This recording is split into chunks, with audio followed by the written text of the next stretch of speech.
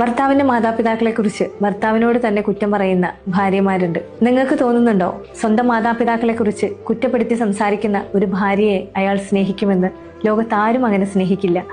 ഇതേ സത്യസന്ധമായിട്ടുള്ളൊരു കാര്യം തന്നെ കേട്ടോ. നമ്മൾ ചെറുപ്പം മുതലേ നോക്കി ഉണ്ടാക്കിയിട്ടുള്ള നമ്മുടെ ഉമ്മാൻ്റെ കുറ്റം കെട്ടിയ പെണ്ണ് എന്നല്ല, ആരെന്നെ നമ്മളോട് വന്ന് പറഞ്ഞാലും നമുക്ക് അവരോട് ദേഷ്യം തന്നെ കാര്യം. ബാക്കി ഒരു പക്ഷേ അതിനിടയിൽ കടന്ന് മാനസികമായി പ്രയാസപ്പെടുന്നതും നിങ്ങൾ ഏറ്റവും കൂടുതൽ സ്നേഹിക്കുന്നു എന്ന് പറയുന്ന ആ ഭർത്താവായിരിക്കും. നിങ്ങൾക്ക് അയാളോട് അത്രമേൽ സ്നേഹമുണ്ട് എങ്കിൽ ഒരിക്കൽ ഇതും സത്യം തന്നെ.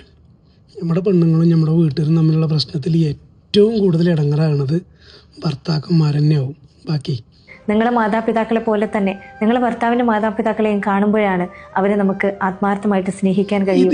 അവരുടെ പോരായ്മകളെ കണ്ടില്ലെന്ന് വെക്കാൻ പറ്റുള്ളൂ. ജീവിതം കയറി വരുന്ന പെണ്ണുങ്ങൾ അമ്മായിമാനെ അമ്മയായിട്ട് കണ്ടാൽ മതി.